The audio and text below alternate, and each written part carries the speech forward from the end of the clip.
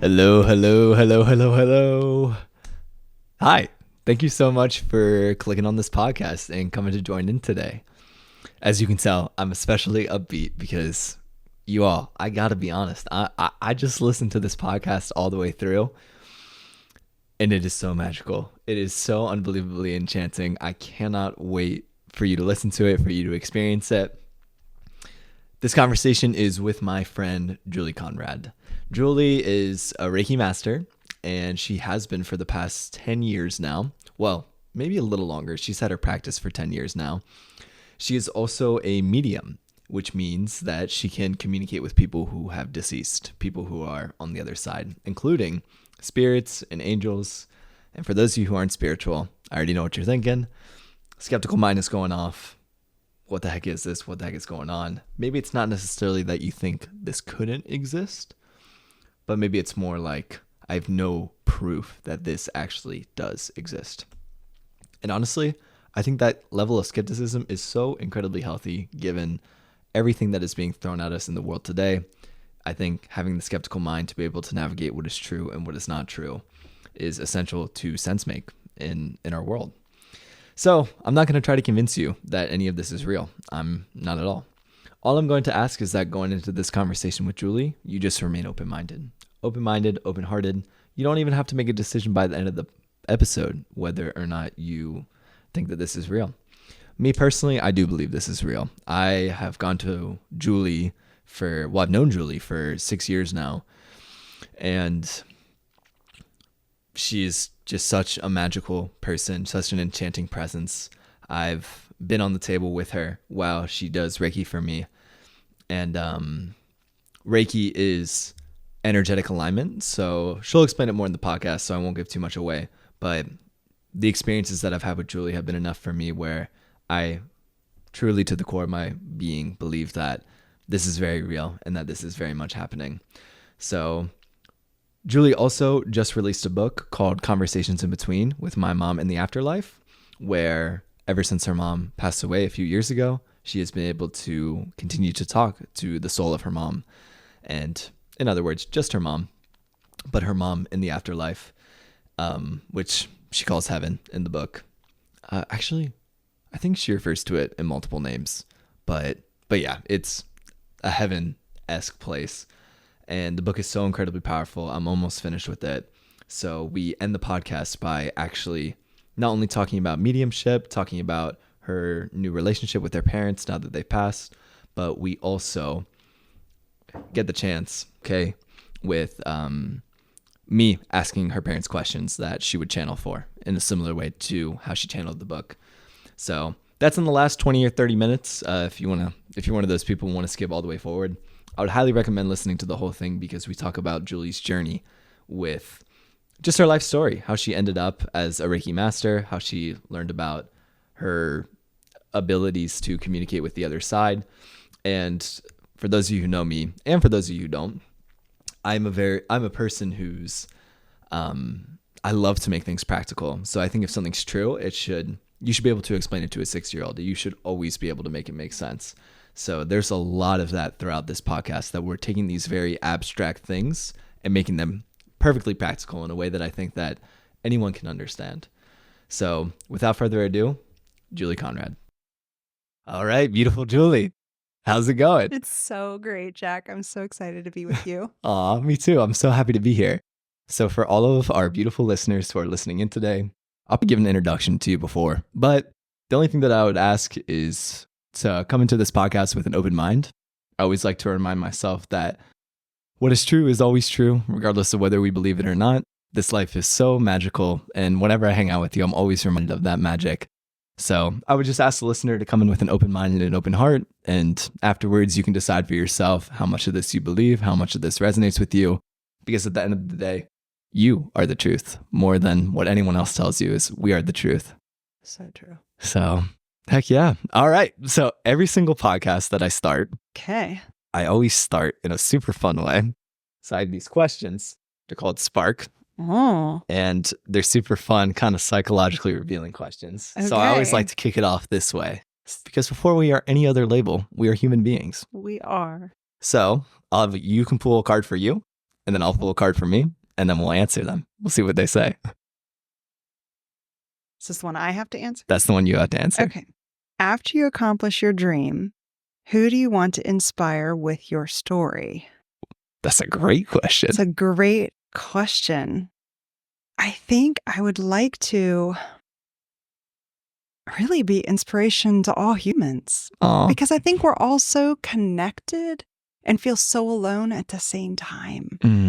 And so when one accomplishes a dream, we really all accomplish a form of a dream.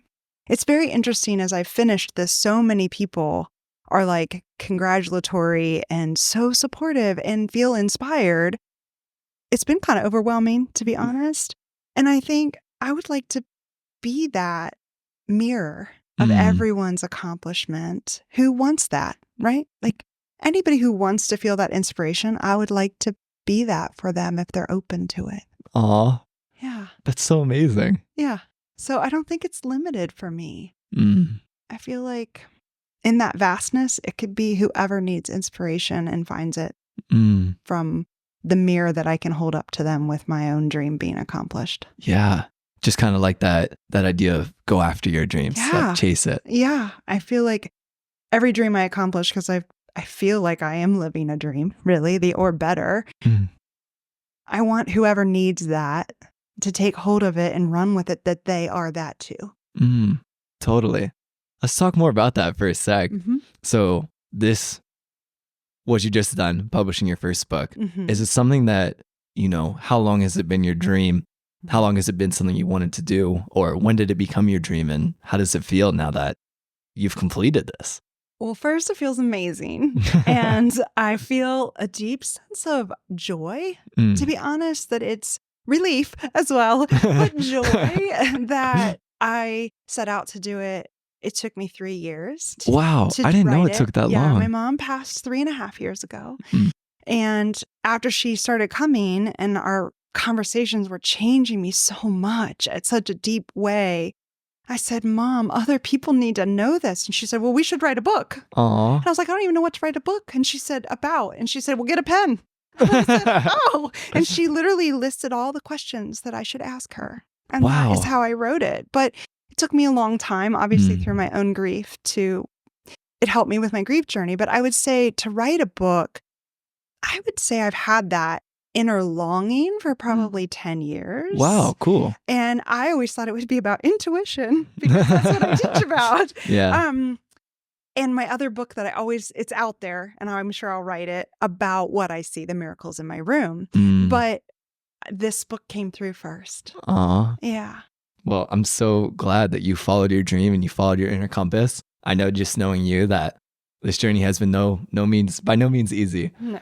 And I'm just so grateful that you kept walking anyway and that you kept pushing forward and shared this beautiful book. I've read the majority of it now. I'm still reading it. And yeah, I've told you this before, so we don't have to pretend like it's the first time, but I think it's so profoundly beautiful. The energy that comes through is just, it really does feel so motherly. I feel so held when I'm reading it. And it just feels like, oh my God, we can relax. Like, It's okay. Maybe we are here to just enjoy life and to enjoy this beautiful gift. And again, that doesn't mean that life won't be hard sometimes, but if we can find a way to turn those challenges into blessings as well, I think we're on a good track. We totally are. Yeah, it's brought me just a lot of peace. Like it helped me let go of a lot of angst over being human. Some of my own suffering that I create, I have been able to just shed. Yeah. To just enjoy what is more than trying to change what is. Yeah, I love that so much. Something that's been really new for me this year is,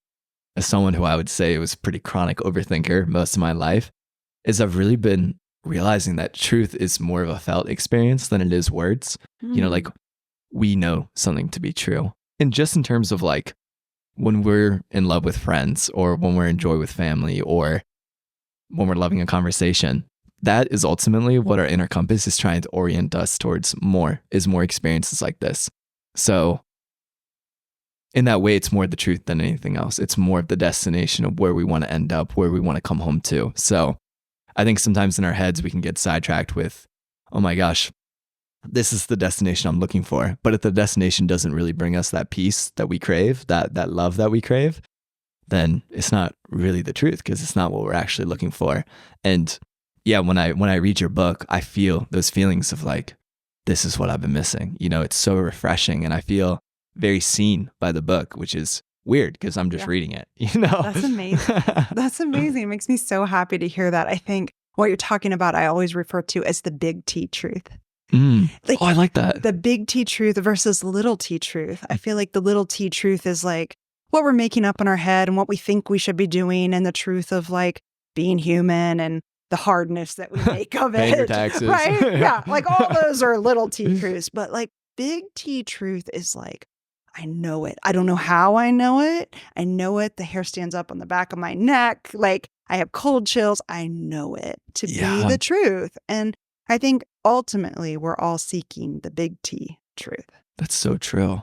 I love that so much. You're such a Zen Buddhist. It's crazy. Because I was just reading my Zen book, in the chapter that Thich Nhat Hanh he actually says to call him Thay, which is funny. So Thay, if you're there, listen to the spirit. What's up, my dude? Yes. But he always talks about how the whole chapter was about conventional truths versus absolute truths. And it's exactly what you just described. Like, you can hold both as true, you know? Like, ultimately, we are free, according to Zen, is ultimately we are free. But that doesn't mean that right now we don't pay taxes to live in our world, or we don't need to eat food to survive, and we don't. And he says that if you look deeply enough into the conventional, you can always see the absolute, but you had to look deeply enough. That's so true. I find that over and over in life. But I guess I like to come back to the big T because of the peace. Did you feel that deep, like, when you hear the big T truth? Like nothing else. It's profound. I think that's been the hardest part for this year about me is, for those of you who know me, I've spent a lot of this year hermiting. It's been a very emotional year for me. And I feel like a lot of it for me has been kind of tracing back to this big T truth. Like, what is life all about? What are we actually doing here? What makes life worth living? And what I just come back to over and over again is that it really is a state of being that doesn't need to have what's the point of this? Because it is the point. It is the point. Like, when you're experiencing it, you never have a second of, why are we alive? Like, when you're dancing your fucking butt off, like, you don't need what's going on here, because you're just enjoying it so much. It's its own reason. And I feel like in our world today, kind of just taking a big step back, that I feel like we've been very tangled up in these things that can kind of disconnect us from that absolute truth, you know? And again, that doesn't mean that we don't have to put food on the plate, or we don't have to have water, we don't have to survive, right? But I don't think that the two have to be mutually exclusive. I don't think that because, you know, we need food, we need water, we need shelter to survive as a human being, that also means that we can't enjoy life, we can't dance, we can't spend time with each other, we can't follow our dreams and do what we want to do anyway. And this is actually a cool segue, because I feel like you're the perfect example of someone who's been able to do what you love for a living. And I don't know how many people in my life that I think would honestly tell me that they would not rather be doing anything else. I do it by choice, right? I mean, I could go back to corporate America any day.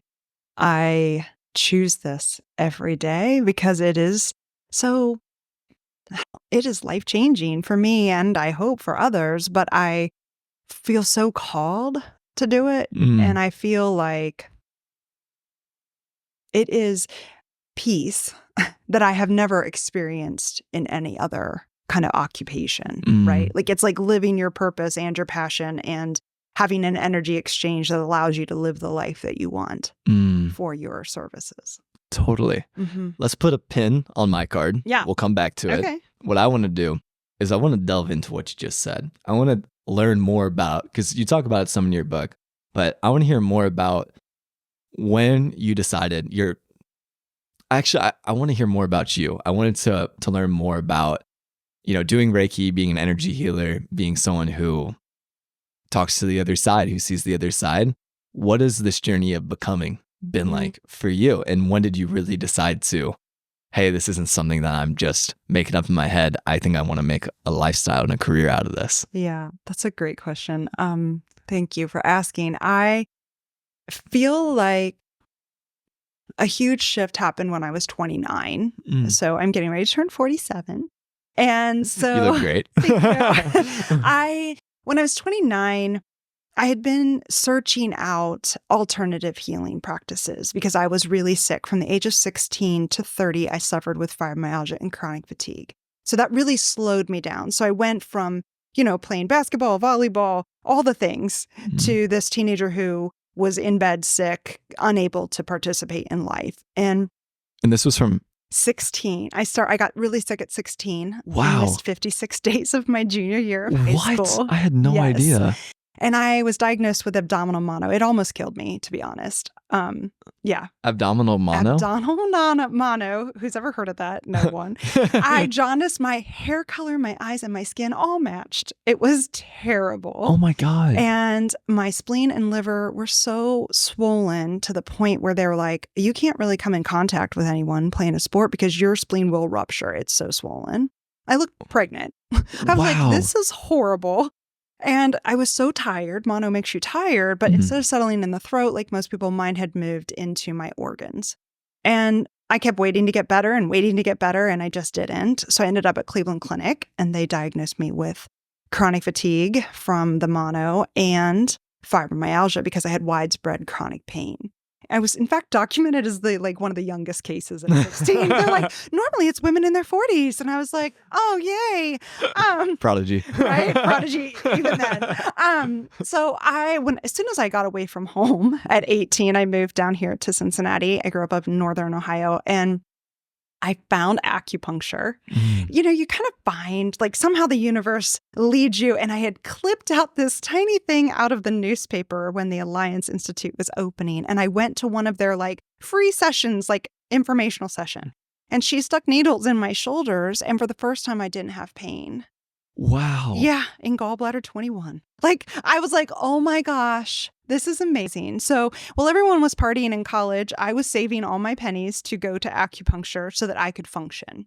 But my energy started to improve where I still had big dips and pain, but I was functioning much better. And this was 2 years after you first got diagnosed? Yeah. Wow. Yeah, it was a rough go. That sounds It was a rough go. So I always was studying, trying out alternative medicine, just kind of reading about herbs and supplements. I just felt like being told you're going to have this the rest of your life and there's no cure. Well, that's not really going to work for me at 20. Yeah. Right. So a funny story, I took art lessons when I was young. So I'm going to segue for a second. When I was 13, I switched schools. It was terrible. I took all these art lessons from a woman, watercolor. Then she disappeared out of my life. Well, at 29, I'm still struggling with fibromyalgia, chronic fatigue. Have a great corporate career. I'm crushing it. I'm in sales. I'm married. I want to have a baby. Nothing is happening to have a baby. And, they make you wait forever.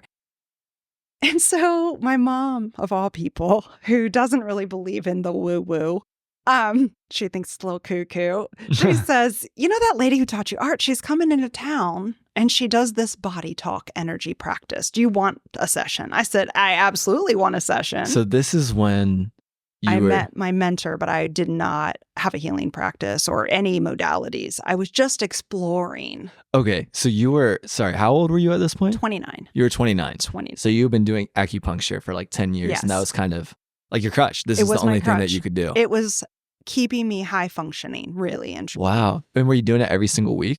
I was going probably every 3 weeks. Okay. Yeah. So it was consistent. I was consistent. Wow. Very oh my consistent. gosh. And so, this was your thing for 10 years.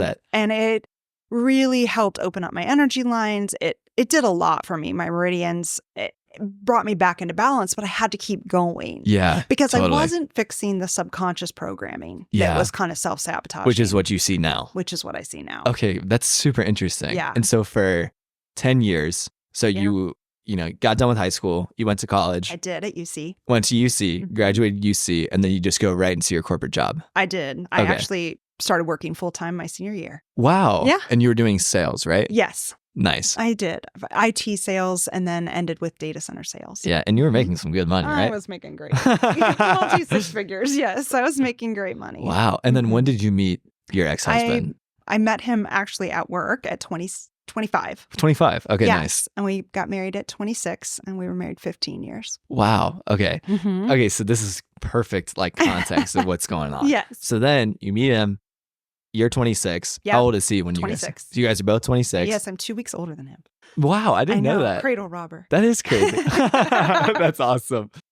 Okay, so then you're 29 and you're trying to have a kid. Yeah. And this is when like nothing's working. Yeah. And your old art teacher is coming into town. Yes. And how did your mom remember your old art teacher? Well, one of my mom's best friends had been mentored by her years and years ago. Oh, and they had stayed in touch. And mentored how? Like with art? No, with like the Navigators. She was part of the Navigators, which is a Christian community. She had mentored her through that. So she was a Christian mentor. She was for a long time until she kind of left. Okay, I see. Yeah. And at this time, she was also still a Christian mentor. No. What was she doing now? She was doing body talk and giving art lessons. That's right. You said body talk. And so your mom knew she was doing body talk. Yes, and Reiki Master at that point. Okay, and your mom knew both of those. Yeah. And so your mom really wants some grandkids, whatever works. Yes, yeah, pretty much. And Alma is a very wise, sweet woman. And so she was like, do you want one of these sessions? And I said, I'll be right up. So I made the 3-hour drive. And in 3 hours, was it? Mansfield, Ohio is where I grew up. Cool. And I laid down on the table. And when she put her hands on me, I will never forget the way it feels, or felt. I say feels because I can still feel it in my body. It was like electricity, like sparked inside me, and this giant surge of energy rolled through me. And as she aligned my energy with energy medicine, I laid there and I was like, something is happening. And she looked at me and her eyes were so wide. And she said, I think you're supposed to be a healer in this life. And I just busted out bawling. And I was like, I know you're right, but I have this really great corporate job and I have a husband and I have this life that I have all plotted out. And that is not on the list. Wow. But I just knew it was big T truth. Yeah. And I just knew it. And she was like, okay, that was a Thursday. And afterwards she was like, okay, go make a baby. Like you're going to get pregnant. And I was like, okay. And I conceived Bella on Saturday. Okay, that is amazing. Is that not crazy? So I conceived my first child. And when I had Isabella, I was 30. And all symptoms of chronic fatigue and fibromyalgia lifted and went away as the joy and unconditional love of motherhood flowed through my body. I want to take a second and just say like how beautiful that is.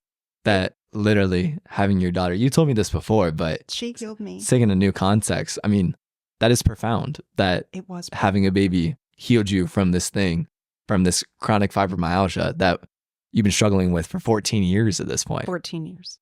Wow. I know.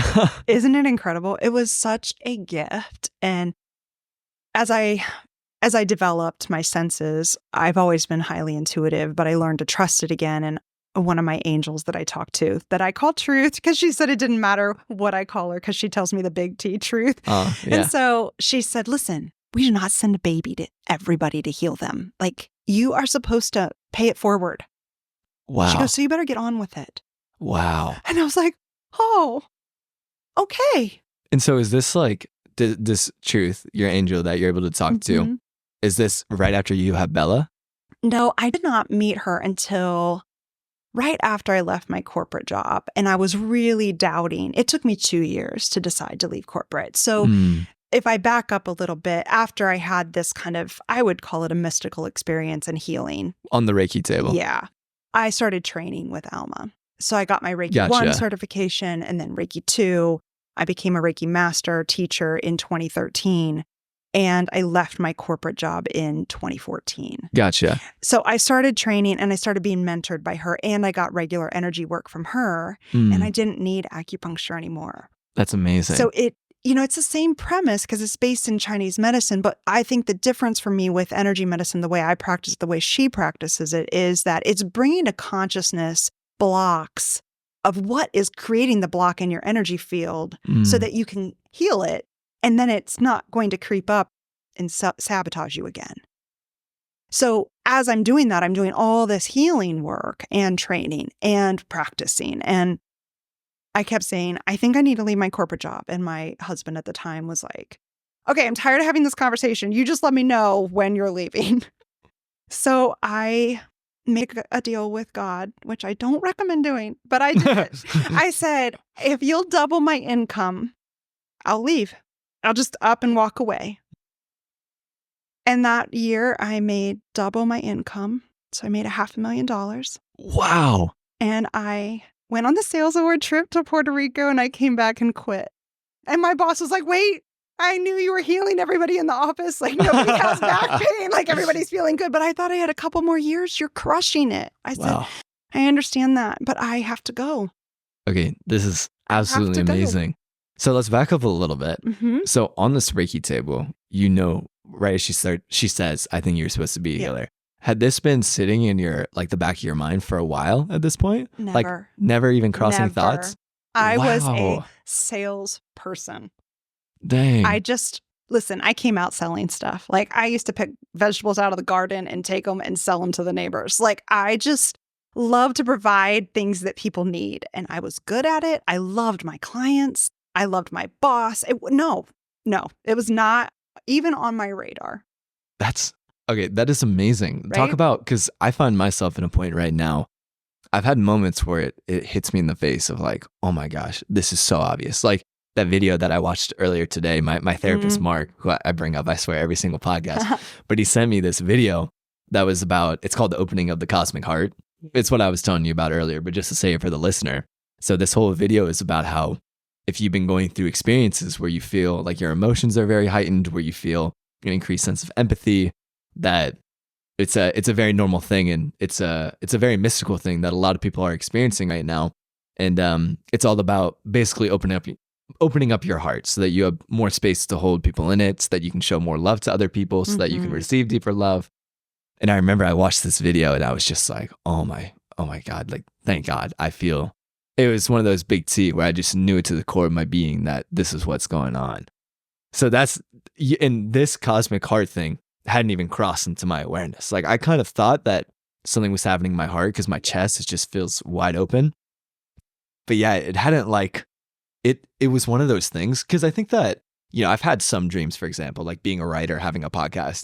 This has crossed my mind for a while. Yes. It's when I was 16, listening to my first podcast, I was like, this could be fun. Do that. I want to do that. But this was the opposite for you. You didn't have a younger, I want to be a healer. It just hit you in the face in a single moment. Yeah.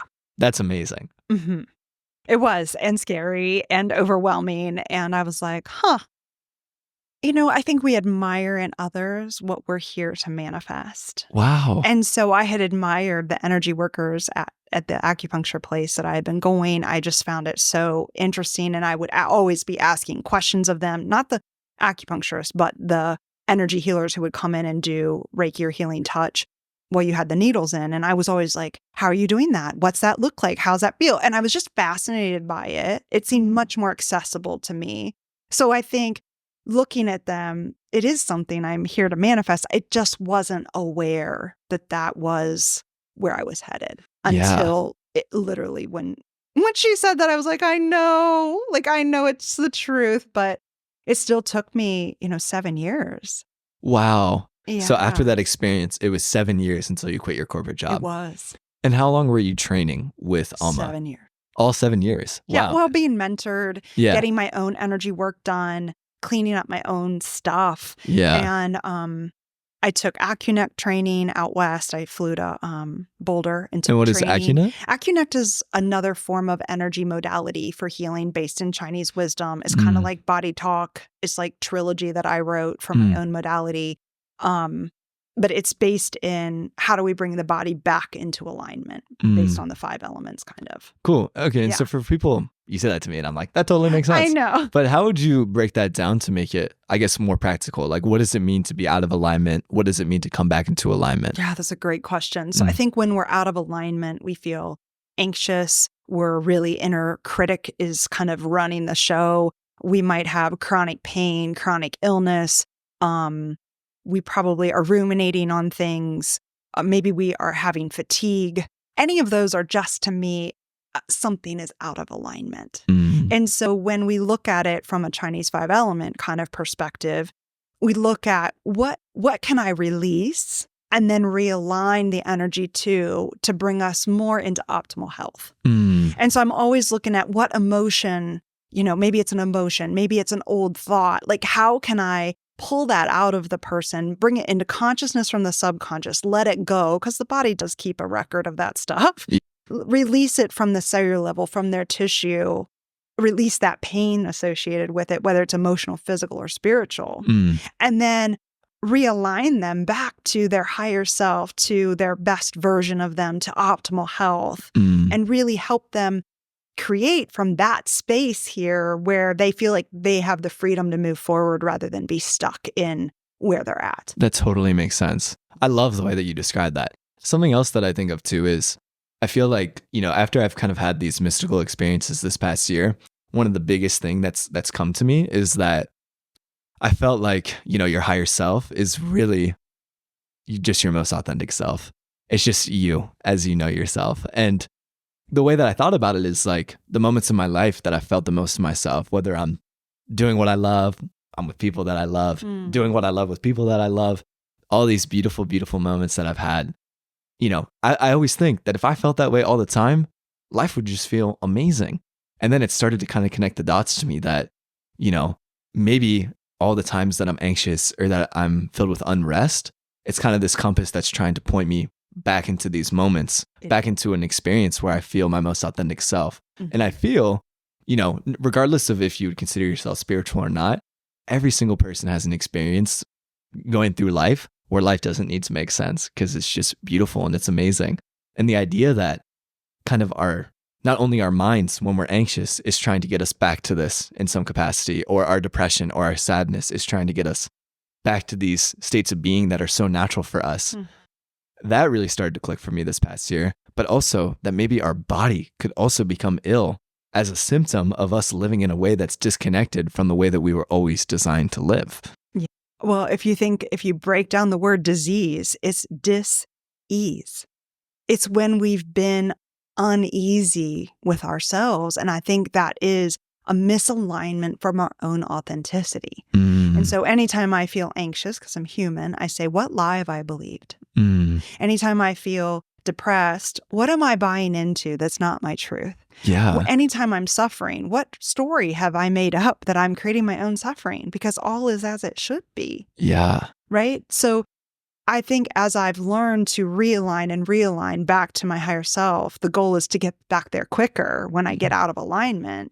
But by asking myself and being curious about how I got out of alignment, it's quicker to find my way home. Oh, I love that so much. It feels like, that practice, having a practice of being able to get out of alignment back into alignment it's beautiful. I mean, I think it's so important for all of us to have that.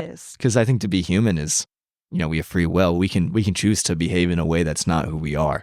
But I think after a while, it always catches up to us. It always does. And there's so much pressure to fit in. And I think we always are feeling judged, whether that's accurate or not, right? That's our perception. And so we may shift who our persona is from our own authentic self to fit in, to be loved, to be seen, to feel like we have this deeper state of community. And really, it might not be authentic. And so then true. we end up not well. I always track back. Fibromyalgia served me, right? Because I hated school and I did not fit in. And I remember transferring schools and, I was in a skirt and a cute shirt and everyone was in jeans and flannels and work boots. And no longer could I be my authentic self. Like, even though I wanted to be, I couldn't. To survive, I literally had to fit in. And so that starts us departing from our own authenticity. Look at children. My kid, my oldest, loved to wear her Snow White dress and cowgirl boots everywhere she went. So Guess badass. what? I didn't care. You wear it. You wear it. And then it switched to rain boots with whatever she was wearing. That is her authentic self. She'll come into herself and what she wants to be on her own. But why we let children do that? But as an adult, you don't see adults wearing, Snow White dresses to work unless you're at Disney. But there's a conforming, and part of us kind of suffers for that. Yeah. I think that what you just said, talking about thought patterns that make us feel sick. I think that's one of the biggest ones that I felt for myself this year, is that I think that I've equated being loved to not being able to be myself. Like that I have to choose between being myself or fitting in. And I think that thought distortion has just caused me so much anxiety, so much stress. I said it in my last podcast, but I really feel like all of my overthinking was birthed from that thought distortion, that I had to be someone different to be loved. And to be fair to, my younger self, I think for a lot of times that was probably true. Yeah. I'm a lovely, weird person, Yes, as you know as well as anyone.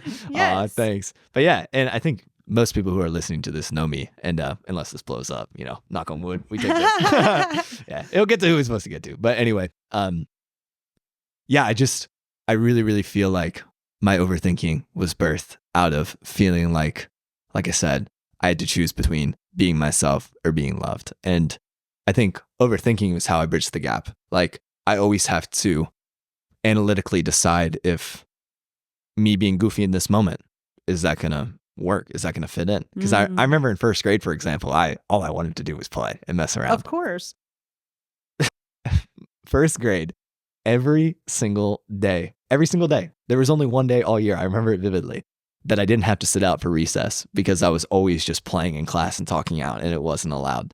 So, and I really think that's when I started to become really self-conscious, because now you're saying in order to play, you can't play. And I was like, this makes no sense, because recess was when I played. Yeah. Anyway, but yeah, that's when I really start to remember starting to feel self-conscious, is second grade. And I think that that's kind of a version of like, oh, we're not here to be silly. We're not here to play. We are here to learn math. And we are here to be conditioned. To be conditioned. Yeah. And I think that is when we start to not be authentic. And then we have dis-ease in our body eventually from not being who we really want to be, because we're afraid we won't be loved, or we won't be liked, or we won't belong, or our parents have told us it's rude, whatever it is. And so we conform to fit in, because if you think ancestrally, if you didn't fit in and you didn't belong to the tribe, you died. Right? Like the consequence was death. So there's really some ancestral coding here to fit in and conform, right? Yeah, like we had to rely on each other just to survive. Had to. And if you were ostracized, you were dead. Yeah. And so I think, they say that like activates that lack of belonging, activates that same fear center of like threat of death. Oh.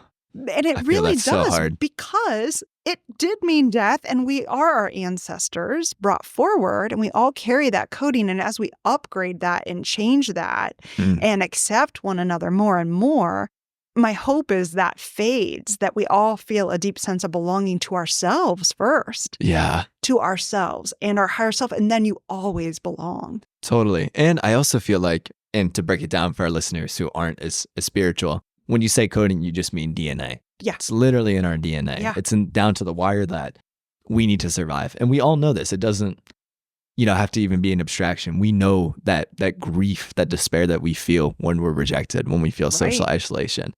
And I would say, like, you can correct me if I'm wrong, but that's what you mean by our coding. It's like, for sure, that emotion is triggered by this experience, and it's literally in our DNA because we needed it to survive for this long. We needed it. Yeah. And for generation after generation, it was used, as that was how we survived and carried on the species. But now I feel like we've evolved to a place where we could lean deeper into acceptance of each person and be curious about what makes them unique and honor that as, ooh, that's so interesting about you, and honor that as our mirror of our own interest, Totally. versus making it ostracizing. Yeah. I think that you're a perfect example to talk about this, because all the work that you're doing couldn't be more socially like straying away from the social norm. Like you're walking the walk right now of, deciding to not fit in the name of doing what you love. So I want to hear like what was difficult about that, and like where do you find yourself now, It was really difficult to, I'll say, announce that I was a healer and leave corporate, because I was the very definition of American success, right? I had 2 children, a husband, a dog, and a multi-6-figure income, right? I was the definition of success, and I was dying inside. I was chronically feeling a little bit sick. I was having some back pain. I wasn't 100%. And to make that decision meant forfeiting all of my parents' approval. And not that I didn't approve, but that was not what they would have chosen for me by any means. And for me, it meant that now there was this big gap in my life that I did not share with my parents. Whereas my mom would say, what deal are you working on? And what do you want me to, think about supporting you in? And she's a big prayer warrior. So she'd be like, what do you want me to pray for? And I would go through my deals and she'd be like, did you move the ball forward on this one? Now I had this nebulous cloud of I'm a healer. And she was like, I don't even know what that means. And you're really leaving all that security. And I did it. And we never talked about it very much. And when I would bring it up, it was just like crickets. It was really uncomfortable. Yeah. And I felt really misunderstood. And, 10 years ago when I started my practice, people didn't even really know what Reiki was. Now, at least people know. But it was like constantly explaining, well, I do this thing, and then I ended up leaving my church that I had been at for, my whole life pretty much, and walking away because I think that is a truth. I think I have a bigger version of that. So I didn't fit in that group anymore. And I didn't really lose any friends, fortunately, because I think the friends that I've chosen in life are true. So I feel really grateful for that. But I'm not gonna lie, it was painful. I had a lot of grief. It was what I wanted to do, but I still had grief at letting go of all that security of knowing I was good at something to go do something that maybe it would work. Yeah. I had 4 paying clients when I started my practice, just like, okay, yeah. I mean, I'm just going to do it. It almost seems like the inverse of practical. It was. It really was, which is why I always look back and I'm like, that was so badass. It was badass. It was so badass. Like, good thing I didn't second guess it. And I will be honest, when I left and said, if it doesn't work, I will go back to corporate. But what if it does? Oh. And thank God I worked for such kind people. Even during my divorce, my old boss 5 years later called me and said, do you want to come back? Uh-huh. Do you need a job? Are you doing okay? I'm like, I'm actually doing great. I can make it on my own. And every time I turn around, the universe does provide everything I need for me and the girls. And it has been literally a walk of faith. Like, okay, I'm not really sure how this is going to work out. COVID hit, right? Like, okay, I have a hands-on business. Now you can't put your hands on anybody. My business pivoted and people were so in need. They were like, yeah, let's do it over the phone because energy goes wherever you send it, right? Mm-hmm. And that expanded my business actually by faith. I was just like, it's going to work out. It's going to be okay. Wow. And it was. That's, how did you learn to have so much faith in what you can't see? Interesting enough, I think religion taught me. Wow, that's amazing. I know. I actually love that so much. So I was raised super Baptist and we were taught to just have blind faith. Wow. And I think I kept that part. I let go of some of the fear-based stuff around religion because it kept me too confined and I don't want to live my life in fear. I'm not here for that. Yeah. And if religion is your way through spirituality, that is great. I just have expanded beyond wanting that piece of it. However, the faith that they instilled in me, conditioned me with as a child has served me so well. Wow. I think that's so beautiful because something that I've really been trying to lean into this year is there's this guy I listen to. I already forget his name, but he has this podcast called Feel Better, Live More. And he says that the phrase that changed his life is that if I was this person in this circumstance, I would be doing the same thing. And I really, really, really love that because I feel like any single thing that we look at someone and we say, why are they doing it? Why would they put themselves in that situation? This isn't something that resonates with me. Why does it resonate with them? I feel if we can kind of put ourselves in that person's shoes, that everyone is in that situation for a reason and they're getting something from it. That's really, really important. And I have a lot of friends who've walked away from their religions who have just thought same thing as you. It can be very, very confining. But that doesn't mean that if you're I think religion is too broad. I don't want to sit here and slander religion, but let's say even a specific pastor or that you don't resonate with, or a specific way of teaching the Bible that you don't resonate with. I mean, my grandma, she's Baptist as well, and they just believe fully in the Bible. Yep. And there are some things in the Bible that people are like, why would God think that, you have to keep your hair short? I don't know. There's some crazy thing in the Bible about that, right? You're not supposed to cut it is actually what it is. Okay, so yeah. So you're not supposed to cut your hair. Well, that same paragraph says not to consult mediums or psychics. So you know it real well. I know that chapter. Okay, It also that's says hilarious. not to sleep with your brother's wife. There's lots of things.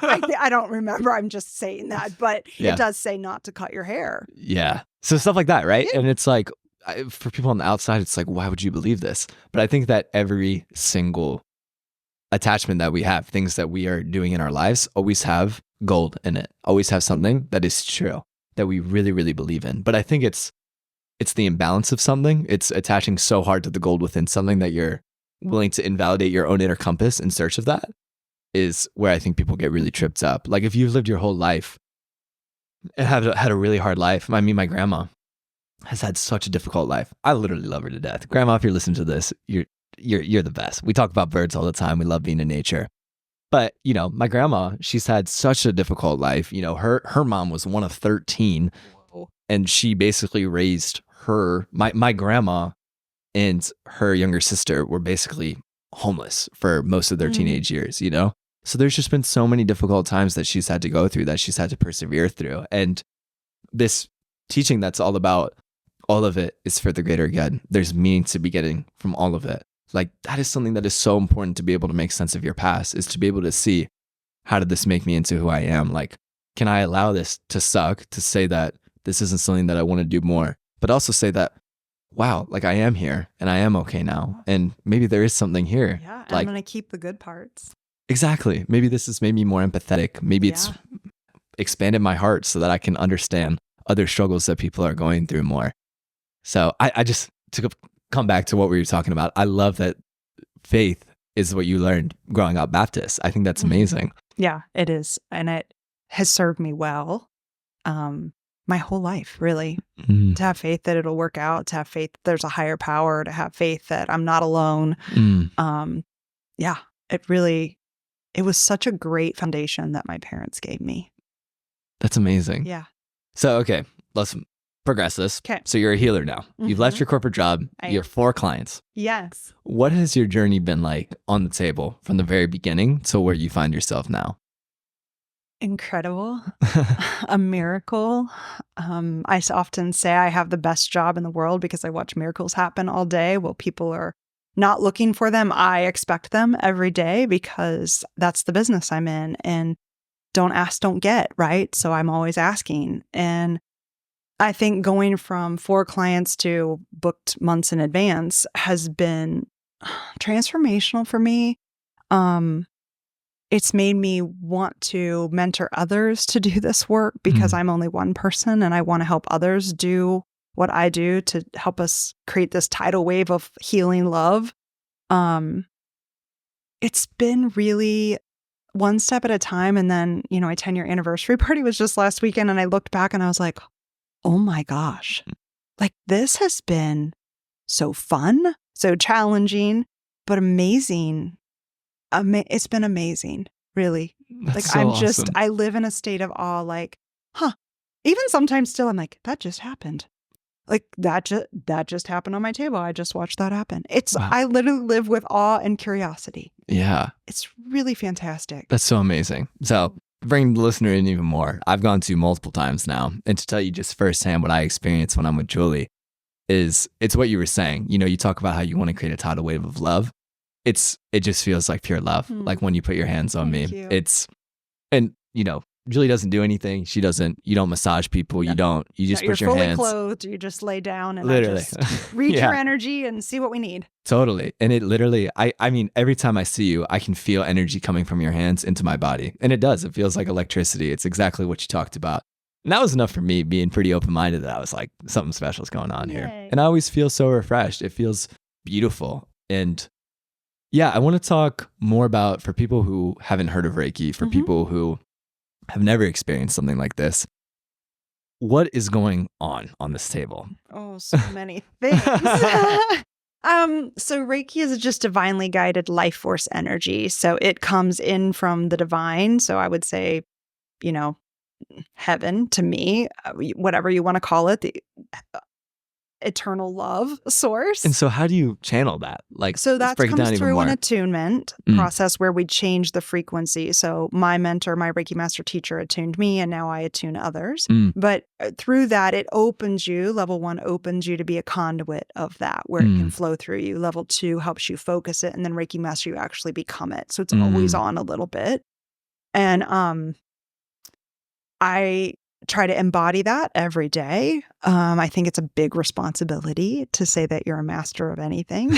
Totally. And so I have that. And then I also use something called natural alignment energy. That's an earth-based energy that I cycle up through myself and in, that's more grounding. So I combine them within my body and then let that energy move out of my hands and eyes into the client. So both of these, you're envisioning yourself like pulling the energy up from the earth and pulling it down. Yes. And then what does it feel like once you're in tune? Once you're peace.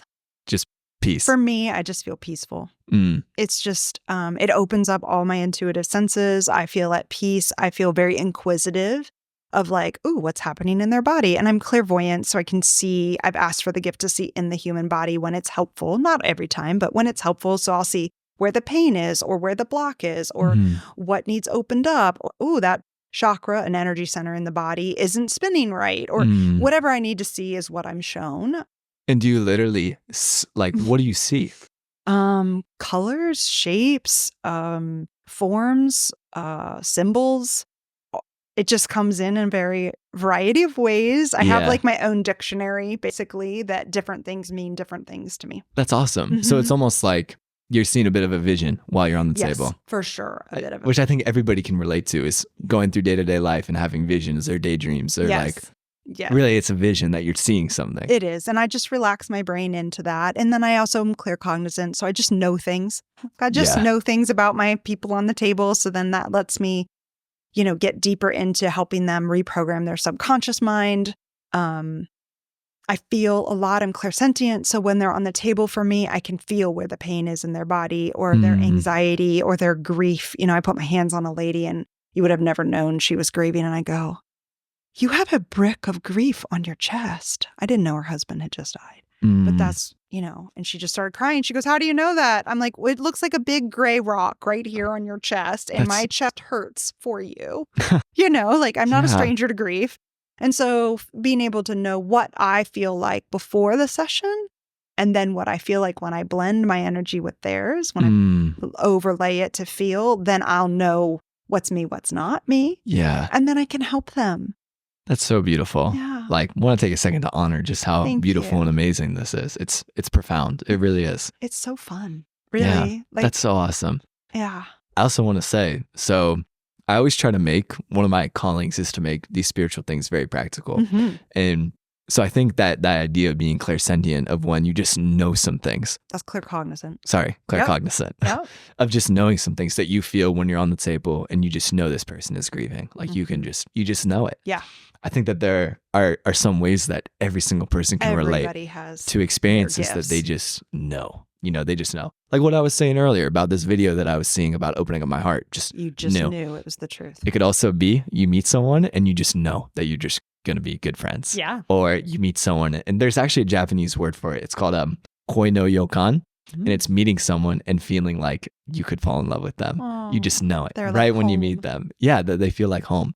So I think, I think sometimes these things can be so abstract, and I don't think they need to be. They don't. I think that all of us have moments, or like, I'm in the wrong city. Like, I just know it. There's nothing that someone can say to me to explain that I'm in the wrong place, but I know that I am. And so that's what you feel on the table, is you just know that this is what's wrong with someone. That's amazing. Knowing, and all of my senses come into play, right? So I like to get the information several ways. So I know it, I feel it with clairsentience, I see it with clairvoyance, I may hear clairaudience, like information coming in. And then I can combine all that to really help that person feel seen. Don't we all just want to feel seen? in our own suffering, in our Totally. own journey. And I want to hold the space for them to feel safe enough that they can let it go. Yeah. That's so amazing. You know, I love and that so much. We only let go of what we're ready to let go of. So there's no forcing. You know what I mean? Like, I'm not going to force anything, but I want to create the space where it's possible. Yeah.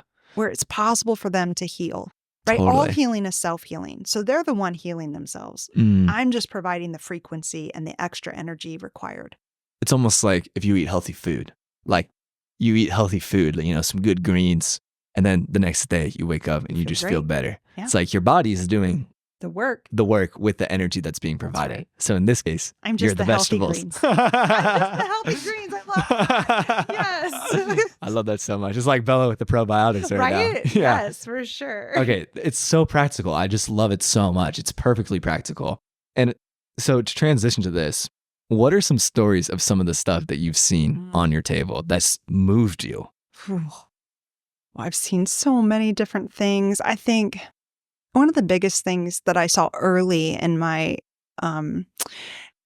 occupation career path, I was told by my angel that I needed to give a free session to a lady. And I was like, I don't want to do that. And she was about to be wheelchair bound. She had so much pain. She was in her 30s.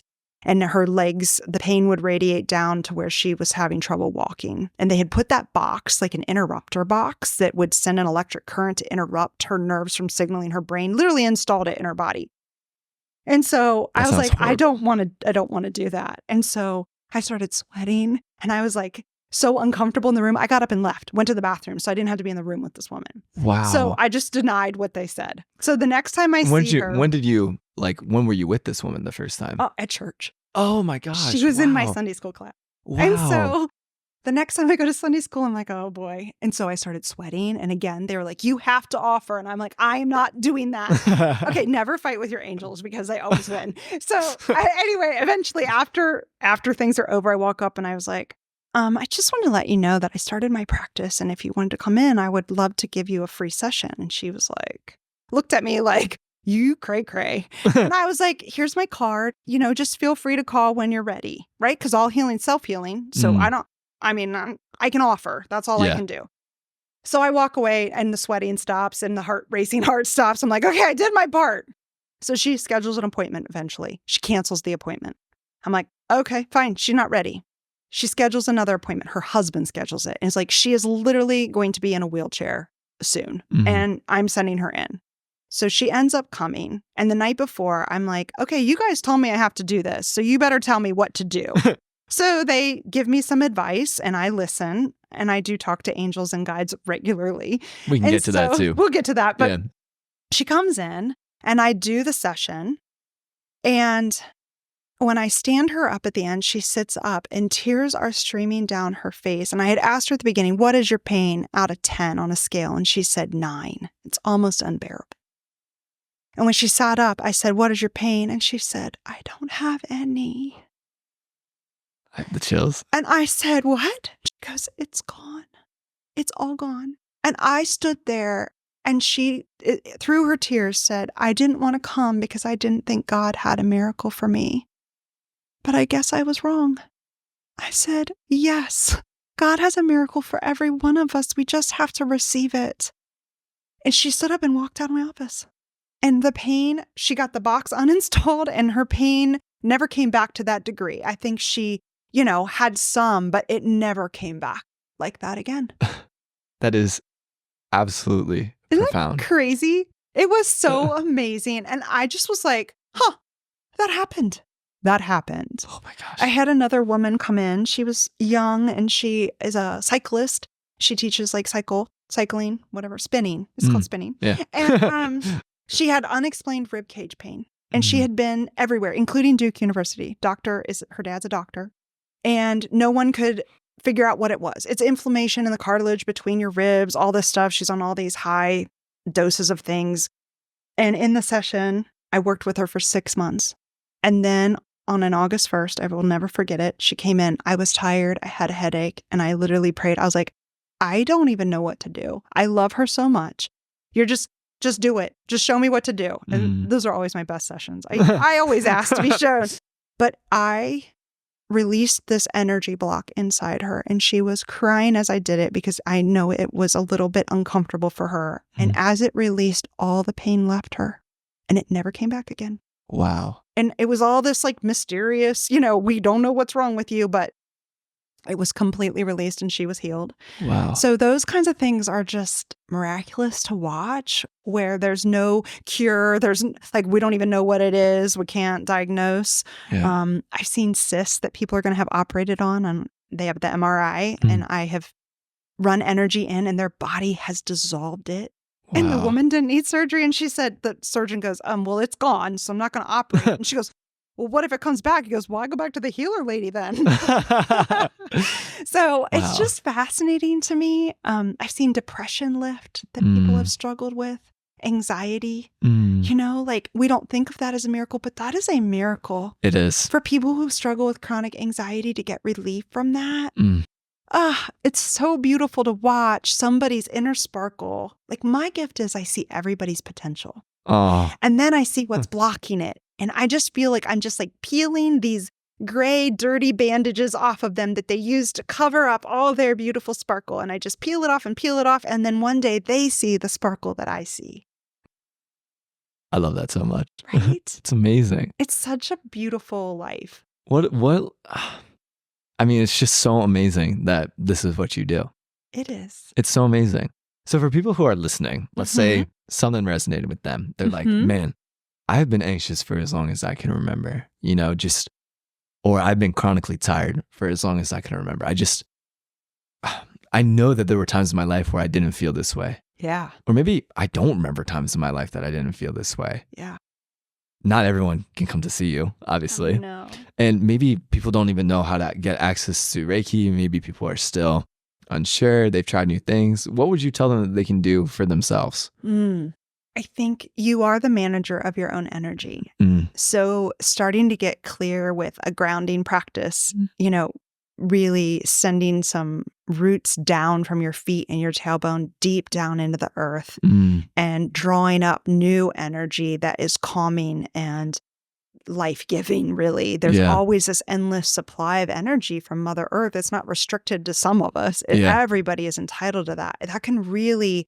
Breath is going to be your fastest way out. But if you can combine that with this beautiful ability to ground down in, it really can kind of combine to start to alleviate stress. Stress is really 90% of our ailments is caused by stress. And they even know that in the medical industry. So if we can reduce the stress, you're going to feel better. And the best way I know to reduce stress is to ground and refill with love and with light from the earth, because that is our natural magnetic field to heal ourselves. Yeah. So it's a simple practice. I know I have a video on my YouTube channel. We could always link it if you want. Yeah, totally. Yeah. Maybe, I'll link it below. So people who are listening to this, I'll link that video in the podcast. Okay, I got to remember to do that. Yeah, we will. We'll link the grounding video. Yeah. In Yeshua, this book that I'm reading, it's all about the teachings of Yeshua of Nazareth, but kind of separate from the church. Yeshua always talks about how healing is about reaching for something greater than your idea of yourself. And that to me has moved me deeply, because I really do feel like, if you are sick in your current level of knowing yourself, like I know myself as this person, within your current frame of identity, you're not going to be able to heal yourself. It's kind of like, I'm trying to think of a good example. I have this like image in my head, but almost like, it's like, say these old thoughts, these old beliefs about yourself, these old emotions, for lack of a better word, are what are keeping you sick. While you're staying in those thoughts, while you're staying and you think this is going to be the answer, that's probably the most practical way to describe it. While you keep thinking that the answer is going to be A or B or C or D, and you keep exhausting A or B or C or D and it's not working, you have to reach to something that you don't know about. You almost have to be humble and say, I don't know what's going to heal me. And I feel like that's when you can really start to expand and see option E, that this thing can be greater. It's like, the earth knows an energy. We can measure it scientifically. It's emitting an energy that is that thing that we can reach for, that I found just being in nature. I feel healed every single time I leave a walk. And I think that is my version of reaching for something greater than myself, is just welcoming in this energy of welcoming in that, you know, maybe right now I don't feel at peace, but I can connect with something that I do feel incredibly peaceful with. I feel so peaceful in nature. And as I've started to spend more time in nature, I feel like my being is more peaceful. And that has been what has healed me so much. It is so healing, and people underestimate it because it's free. It's free. It's our birthright. It is our birthright. You know, breath controls the mind controls the body. So if you can just breathe through it in nature and suck up all that good energy, you'll calm your mind, which will calm your body, which relieves the stress, which gets you out of the pattern that you're in. Yeah. But we're not trained to do that very well. Yeah, totally. There's this doctor, his name is Zach Bush, and he had a cancer clinic that he was treating people with.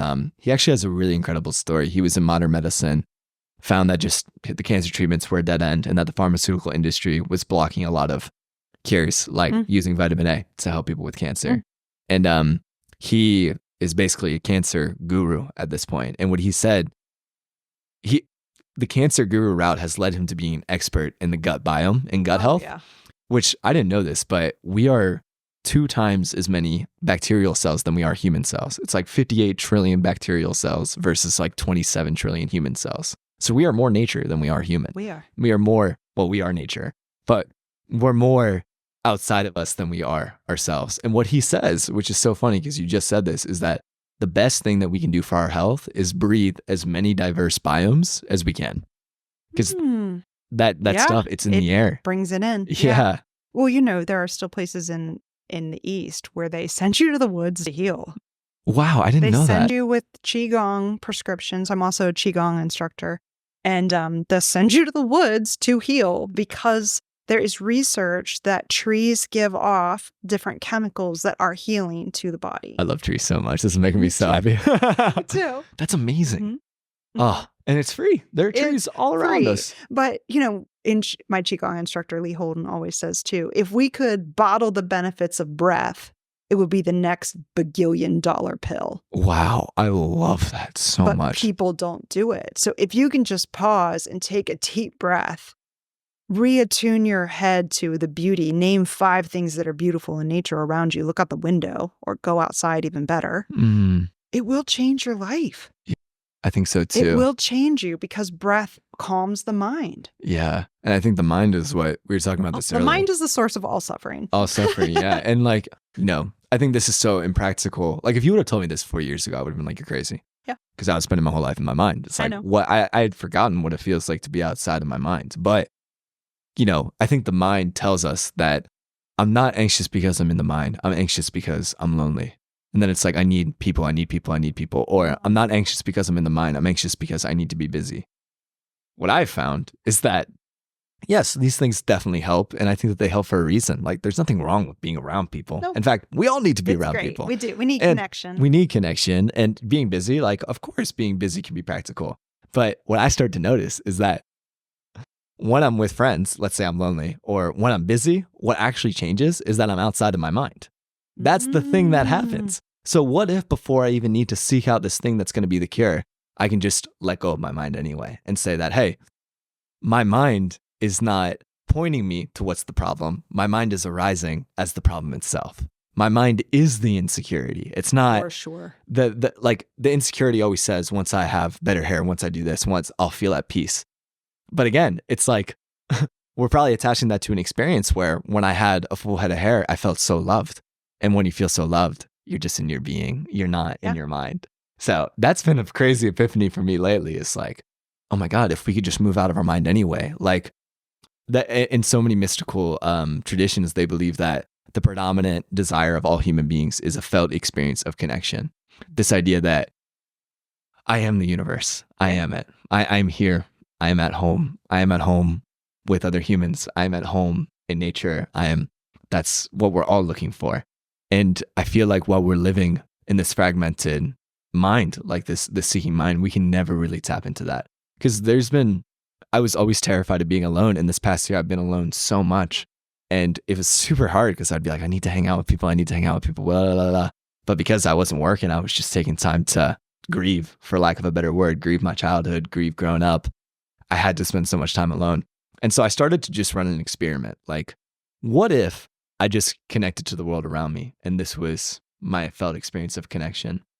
And so I started to just breathe really, really deeply through it. Like, mind, I love you so much. Like, I'm here for you. I want to be here for you. I don't want to become entranced by you, but I want to hear what you're trying to tell me because I feel like you're here trying to tell me something important. And I would breathe through it. That's when I started to get all these realizations that my mind was created because I feel disconnected from the world around me, because I feel like the world won't love me unless I'm performing, unless I'm being someone else.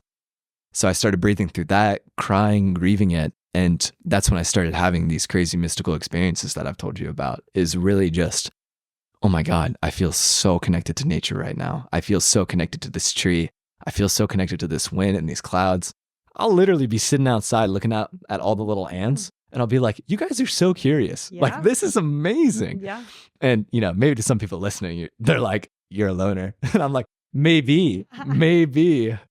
But at the same time, I never felt like one. I just felt so connected and I felt so much much bliss and ecstasy when I'm able to let my mind go anyway. And again, that doesn't mean that I don't have a desire to be with other humans. Like, that's part of me sitting with myself, is that I can feel at peace and know that my authentic nature is community, and it is being around people, and it is dedicating my life to something greater than myself. Like, I feel those feelings, and that is also still true. But that doesn't mean that I have to trigger my anxious mind until I get that thing. Do you know what I mean? I do. Completely. Yeah. Being one with yourself as the microcosm of the macro. Yeah. Is really being at peace with that. Totally. It's already all within you. Oh, so beautiful.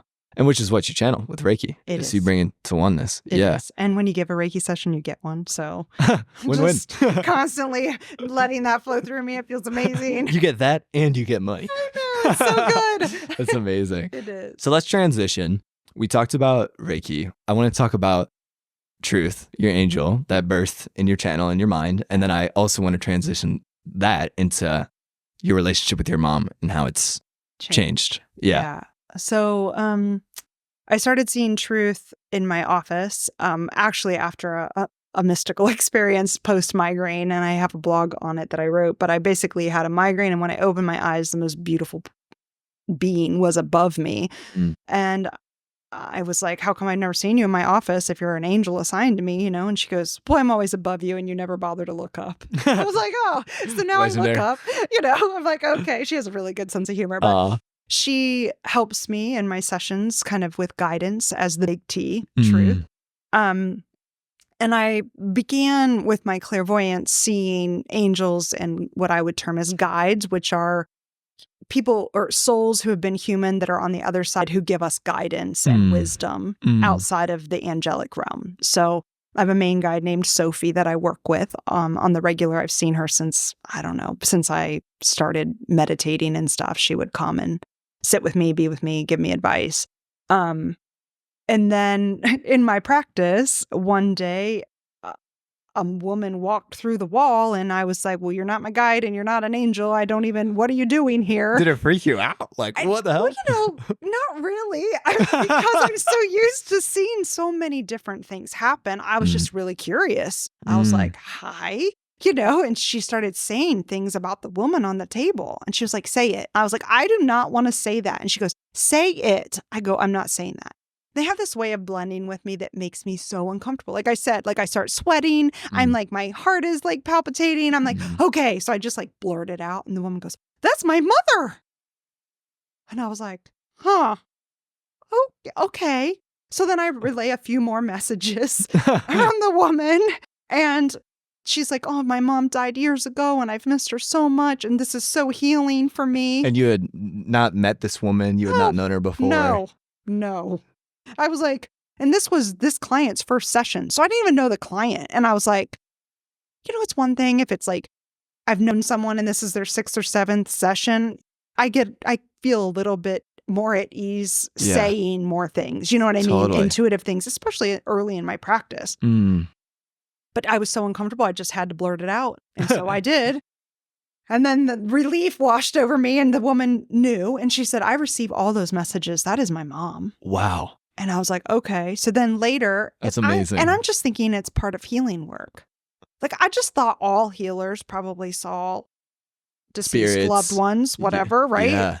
So later in a conversation with my mentor, I mean, probably 6 months to a year later, I said, well, it's normal when people's dead people come, right? And she goes, nope, that is not normal. I was like, you don't see dead people? She said, I don't see dead people, It's like the no. Sixth Sense. I know. And I was like, oh gosh, what am I going to do? I do see dead people. She said, well, I don't know. I cannot help you with that, but we should get you some help. Wow. And so I actually did get help. Yeah. So to back up, whenever the movie Sixth Sense, for those of you who have seen it, it's about a kid who sees dead people, right? That movie freaked me out. There's like these dead people who have like how they died. And it's like, I don't know, it seemed more to me. I guess they turn it around at the end. It's more like, I mean, obviously, spoiler alert, close your ears if you haven't seen it yet. But, he's dead the whole time, Bruce Willis. And I like the idea of like humanizing this, but it still freaks me out a lot. So I think that there's a lot of misconceptions because there's the idea of like ghosts. There's the idea of like being haunted, of being possessed. Like, what would you say in response to any of that? Because I still feel some fears of like, there's these other people going around and I can't see them. Can they mess with me? I have yet to be messed with like that. I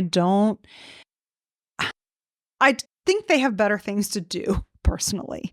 Like, if you could do anything you wanted, would you really pick to mess with a human? Like, I would not, but no. I think some people would say like, I don't find them to be malevolent.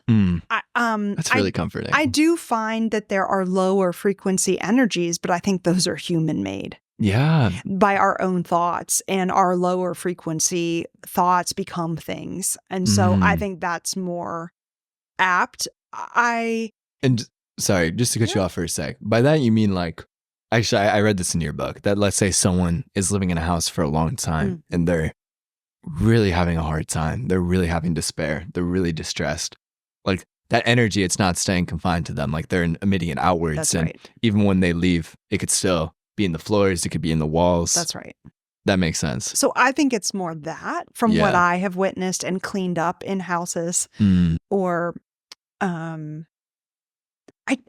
I guess for me, I don't want to put fear into people. Yeah. Because I think we have enough of that. You can just turn on the news and feel afraid if you want to feel afraid. Right? Facts. Like I don't participate in any of that. I have yet to have someone come through from the other side that has anything but love and kindness. And so for me to be a bridge between the two worlds, between earth and what I'll call heaven, it's like opening up to all this peace and love from the other side. So I understand that people see ghosts. I have seen souls who have not really made it all the way over. It is so rare. Okay. Let me preface it with, I think it's very rare, but it's usually when there's been a big shock. And so they don't realize they're dead. I see. Right. So it's been shocking and they're like, I'm not done living. This can't be. And they don't go. Yeah. And my mentor has always said, leave the dead to the dead. And so we can call on the loved ones we have on the other side if we feel like someone's stuck to help them. It's really kind of out of our hands at that point. Yeah. And so this isn't something that's impacting us like day-to-day life. I don't believe so. Yeah. You can feel it. I can feel it, and I have felt that. But just like you can feel it, you can let it go too. Yes. That's really, really comforting. And then when I think we watch all these, ghost hunters and stuff I think those are energy wormholes to me, for lack of a better word, where I think it's been someone's routine and it's on loop. I see. So it's like, when you see the ghost float down the hall in like a ghost tour, right? And you see the apparition float down the hall and people get a glimpse of it. I think that person probably walked down the hall to brush their teeth every night before they went to bed. And they had very powerful energy. Aww. And now they're past, but that energy, remember, time is not linear. And so it's almost like there's like a thinned out piece of our reality where we can still now see that patterning of their energy still exists. Because time is not linear according to quantum physics. And so it's almost like it's a wormhole thinning between the times. That totally makes sense. So to me, when we see that, I'm not saying it's not real. I'm saying we could be curious about it. Yeah, I love that so much. Like, yeah, be curious about it. It doesn't have to be this thing that's causing us fear, this thing that's totally outside of my control that I can't even perceive is negatively impacting me. It doesn't have to be like that at all. No. It's the way that you described it, it's very humanizing. It's very, very human. Like, good. Yeah, I actually feel very, very, well, not actually. I feel very comforted by that Good. explanation. I'm glad. Yeah, I just don't think it has to be so scary, but scary sells, right? People love to feel strong emotions. It's true. Yeah, we know that from the news as well. Yeah. So I want to demystify it a little bit. And that's just it's one of the options in the quantum field of possibility. I'm not saying it's the ultimate answer. I'm saying it's one that I've been contemplating that brings me peace. I love that. Yeah. In Zen, they say, same thing, is that the biggest T is peace. Yeah. It's what we're all looking for. A felt experience of connection is a felt experience of love, and love brings peace. Yeah. So I really do think, like, I don't know, it's kind of like what you say. I do this myself, and maybe this is some toxic positivity, but I love it so much. I always say the same thing is like, if I'm seeing something that is bringing me unrest in some way, I'm believing a lie that's not true. Yeah. I'm seeing something that's not the big T truth. That's right. You know what I'm saying? Because it's the destination we're all looking for. And as we become more aware, I think we have more freedom to walk down this path, more self-aware, just who we are. And just be curious and keep an open mind that it could change. You could change your mind. Totally. That's such a great point. We could just change our mind. We could be like, oh, that too could be true. Yeah. There could be another explanation. I could come to a whole new explanation 10 years from now. I don't know. Yeah. Right? Like maybe there'll be more new facts that I haven't learned yet. I love that so It'd much. be so fun. It's like what I said at the beginning. Like, regardless of whether or not we believe the truth, it's still true. It's our truth for right now. Yeah. Right? I love that. So. Yeah. Okay. So let's transition. So you're seeing all these spirits, and then your mom gets sick, and I'll let you pick up from here. So my mom did not believe in mediumship. We didn't talk about it. She knew I went to training because mediumship, being able to talk to people on the other side who have deceased. Yeah. So as I developed that gift, my mom was pretty fearful of it because in the Baptist faith, it does state not to seek mediums or psychics. My problem was that one day I woke up and I was the medium psychic. It's quite the predicament. And I had a lot of cognitive dissonance. Like, oh, I know I am a good human. I know I'm living my life purpose and my path, and I'm healing people. And this is so profound to watch people heal this deep grief of separation. But now I'm like working for the devil. Right? Oh my gosh. Quite honestly, I mean, that's what my mom thought, I think. Deep down inside was like, her answer was, please read your Bible. You should get back to your Bible. You should really contemplate what you're doing. Yeah. So it wasn't outright like, you're going to hell, but it was like, I'm fearful for you. And I said, the way I handled it was I sat both my parents down and I said, I love you and I respect you so much.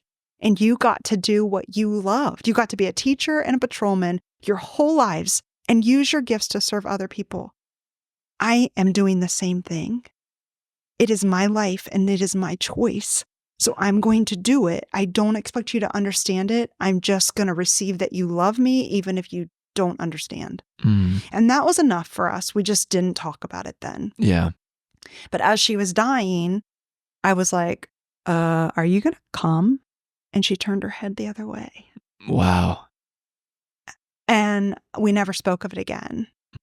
And so I waited after she passed. I held her while she died in my arms. I was actually giving her Reiki to ease her transition. She never let me work on her until the last 2 weeks of her life. And she was in so much pain. She said, do whatever you can do. Just help me. It hurts so bad. And so I would Reiki her and I would work on her and I would love her, not with the intention of healing her, just with this intention of just helping her find peace in this transitional phase. And while I held her, I laid in bed. She was no more, she couldn't talk anymore or anything, but her heart stopped beating under my hand and I watched her soul leave. And that morning it was like a portal into the other world. Like if you were look through a round window is how I would describe it. And I could see all of her family waiting. It was so beautiful and she was suffering so much. And I said, come get her. Come get her. Let it be over. And within 2 hours, she passed. And so when she left this plane and went to the other, the door closed for me between the worlds. So grief blocks my ability to see the other side. So I could no longer see my grandparents for comfort. I couldn't see Jesus anymore. I couldn't see anybody. And I couldn't do medium reads. I felt so alone in my grief, it was so incredibly painful. And every day I would think, are you going to come? Are you going to come? Because I can't imagine a world without her in it. I loved her so much. We were such good friends and I loved her so much. And one day in meditation, there she was. She came, and it was a month after, a couple days shy. And I was meditating and I had just hit that white plane of nothingness, the void, I call it. And all of a sudden, my mind, proprioception is where we go someplace in the spirit world. They take us to a memory. And I'm on the beach and I was 4 and we were walking hand in hand. And when I looked up, she was backlit by the sun and she was shining with her little crooked tooth and her lipstick on and her swimsuit. And I was like, I don't know, it just felt like magic. And then we were on a bench the next thought. We were just sitting on a bench talking, and it was, I don't know, my heart felt whole again. It was so painful and so joyful all at the same time. Wow. And so it eased a lot of grief for me.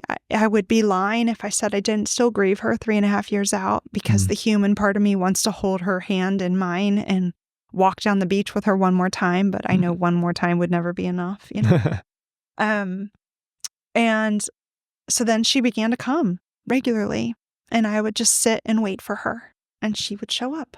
And then I started writing down what she would say to me because it was helping me heal. And then I was like, oh, we should share this with the world. Yes, we should.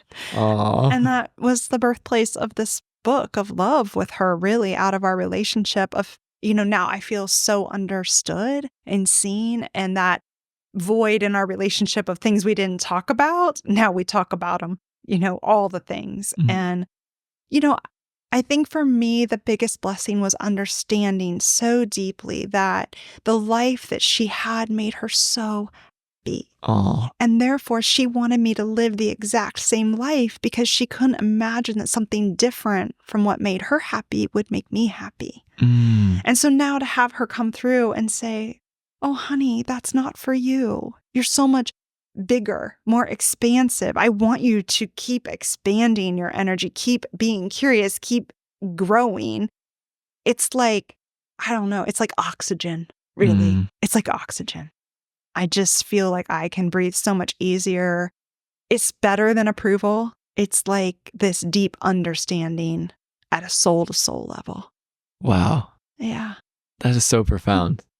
I'm going to pause it just for a second because I have to use the bathroom. Yeah. And I want to dive more into this. Yeah, Does that sound absolutely. good? Yeah. I'm going to take a drink of water. Perfect. You're probably going to have to edit this. Okay. We are back from the bathroom break. Okay. We have returned. So it was kind of a very emotional thing that you were talking about, because I remember when I was first reading your book, I got really, really emotional because ever since my Uncle Greg has passed away, man, I can literally feel him right now. It's so crazy. But I felt more connected to him. He died very unexpectedly. Well, not very unexpectedly. He was kind of unhealthy. Yeah. Feel some laughter. But he passed away. And man, I gave the eulogy at his funeral because I just loved him so much. Yeah. And one of the eulogies, there was 3 of us. And I remember just while I was up there, I was crying and crying and crying my heart out, and just talking about how I could feel his deep joy that we were all together again. Because my dad has 9 siblings, 2 of whom are deceased now. Wow. So there's 50 of us, And growing up, we used to go on family vacation every single year. Wow. And those weeks, talk about, that scene of you and your mom walking on the beach, that was all of us together. Just the amount of joy and bliss we felt being together. All of us. So weird. All of us are the biggest weirdos. We're the kind of family that has burping competitions. Yeah. You know what I'm saying? As you should. And so when we would all go to the beach, it was almost like we were in our own little paradise. We could just everything. Nothing else had to make sense because we were together. Yeah. We could do it forever. It was just so beautiful. And ever since my grandma, who's also now deceased, got dementia, we hadn't been going to the beach, and then COVID happened. So we had barely been spending any time together. And during his funeral, it had been 5 years since we had all been together to that extent. We had done some Christmases together, but I think our family really, really struggled from and continues to struggle from not having that connection. And man, the first thing that I felt as soon as I got up looking at everyone is I'm like getting emotional to talk about. I just started crying so much because I was like, Greg's not here with us now, but like, it's reminding us of how much of a blessing it is to be together. And I'm just so happy to see all of you. And I think that's closer to the truth of our existence than anything else, is that when we're together, nothing else matters. That is the big T truth. You know what I mean? Yeah. So this idea that like even death can't separate us, that we are always together forever. First chapter of your book, I just started bawling because I felt in my heart that what you're saying is true. That even this veil, like whatever's going on, you know, like where the heck do we come from? Like we're born from this field of energy and we go back into this field of energy. You know, it's so brave being a human being, waking up brave every single day, not knowing what the heck is going on here, you know? Yeah. But just having this idea of like, even just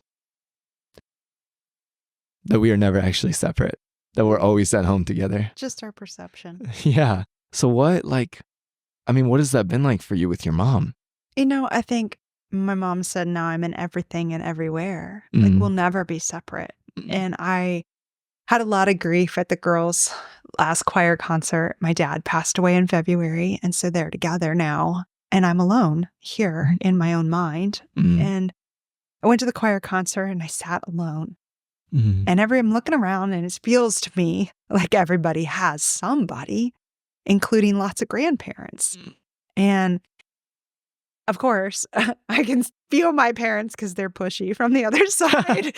And I look up and of course, there they are. And I'm like, I'm so sad. Like you always came, you know?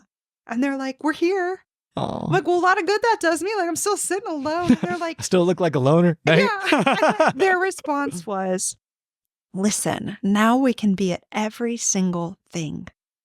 Like before, we had a 3-hour drive and we couldn't be at every game and everything. And now we're going to be at everything. We won't miss anything for your girls or you.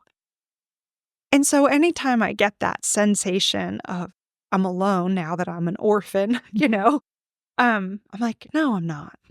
Like I am so loved, so complete, so cradled in that companionship from them, that all I have to do is literally shift to that frequency, shift to, oh, I'm connected, and there they are. And I've just learned to lean into that. Maybe it's that faith that we talked about earlier, but I just lean in like, no, I'm not alone. I'm not saying I don't cry, that I don't miss them, but they're in everything and everywhere. And all I have to do is pay attention to know they're right there. Yeah. Ah, that's so amazing. Yeah. When you say shift the frequency, I always think about, you know, you're watching a movie and let's say you mute it and then like the music of the scene changes everything. You could see like a dark walk down an alley, but if it has this beautiful strings music, it's like, it is so beautiful that he's by himself. But if you play the deepest, darkest music, it's like, it's eerie. It's eerie. It's horrible. Yeah. So, oh my gosh, so freaking beautiful. So something else that I've always thought about since my uncle has passed is like, are they still suffering? You know, like what's it like experiencing on the other side? They're not suffering, I don't believe. I often hear it described as peace or bliss or the best day ever. And when you hear it described, you're hearing it from them. Yes. Yeah. My dad describes it as a deep sense of belonging. Finally, that was what he longed for in this lifetime. And I think I will caveat it. I don't think that people who have committed what we would term low frequency acts. So I don't ever see them in the proverbial flames. I do think they are in a contemplative state about how their actions affected other people. But I don't, like, my parents are not suffering. They're not unhappy. They feel connected. It's only us that perceive separateness. They don't feel separate from us. That's amazing. So, yeah, wow, that's really profound. Like, it's harder for us having our loved ones pass than it is for them. Yeah, because they're still with us. True. Right? For them, you know, they can now teleport. I mean, how cool would that be? I mean, what is there to be sad about if you can teleport? I mean, honestly, nothing. I asked my mom, I'm like, how far out am I from teleporting? She goes, it would be really messy for you. Your parts wouldn't add back up the same. And I was like, oh. Okay. So, I keep asking, but I guess I'm not there yet. But, like, think about that. They can be everywhere and everything because they're just essence. Like, you can't trap steam. Yeah. Right? Once you let the steam out, it's everywhere. Yeah. I love that too, that what you said is like, it's so much deeper than the mind. It's a felt experience of like perfect peace that like, oh my gosh, it's so okay. So then let's segue this. If this is the state that we all return to, right? Yeah. Then what the heck are we doing here? We're having fun. What do you think about that answer? We're having fun. I'm having a lot of fun. Trying out how close can we replicate heaven on earth? Like, can we replicate how it feels to be there here? And you know what I'm talking about, the perfect day where you lay down in bed and you're like, I was with people that I loved, doing stuff that I loved. The food was amazing. This was literally heaven on earth. Like, how do we make that our experience here? So like, we're here to remember. We're here to remember how to create. And we give up. So many of us forfeit that. I don't know. It's like we agree to forget. And then it's almost like a game. Like, how do we remember to create again? And then have this shared experience and reality that we're all contributing to. It's like a big painting. We're all painting and agreeing that this is what we're making. How close can we get it to replicate our experience there? How much can we stay out of that fear and chaos, kind of combination? How much can we lean into love and understanding and curiosity and openness and possibility versus being so stuck and rigid? I think that is, and I think we all come for a different experience. As my mom said, it's like a beta test. Oh, I want to try this out. I'm going to beta test it. And then we get back and we're like, oh, I didn't do so great on this. I did great on that. Oh, I'm going to go back in and test this out now. This kind of thing that I've been working on. It's supposed to be fun. It's supposed to be fun.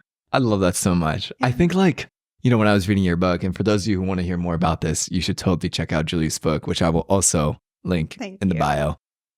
I guess I'll have to post this after the book comes out then, as I'll post it right when it comes out. But yeah, so we're recording this about a week before it comes out. Exactly a week. So I'll have to link in the description where you can find this book and hear so much more about what the in-between is like, what we're doing here on Earth.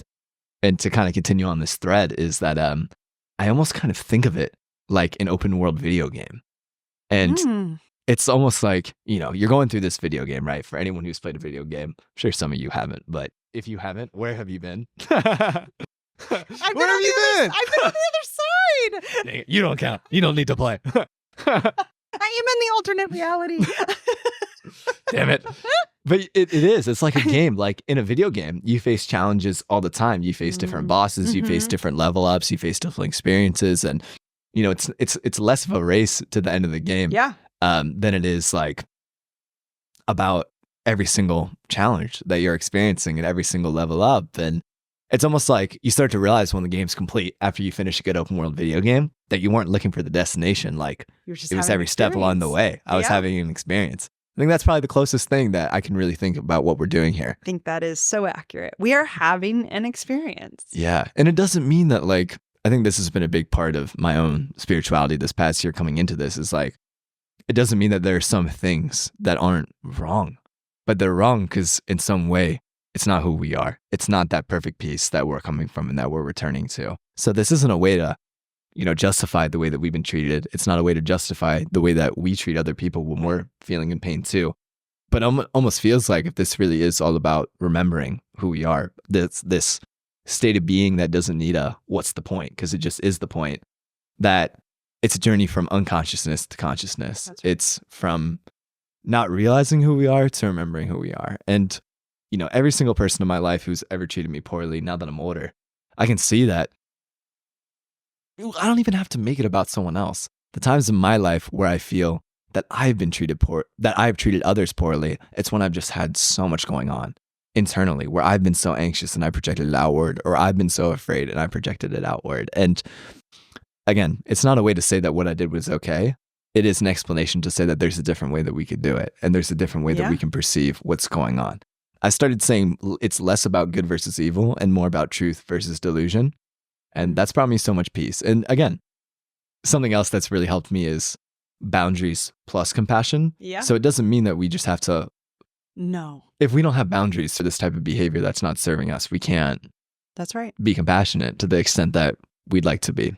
I totally agree with that. I think it is such a interesting experience to be human. Yeah. And when we couple that with curiosity and compassion, that everyone's creating their reality based on themselves, their own filters, their own experiences, then we could be curious and say, wow, I wonder what made them do that. Totally. You know, when I hear of something that we would term as evil, or bad, I'm like, what happened to them? No infant is born like that.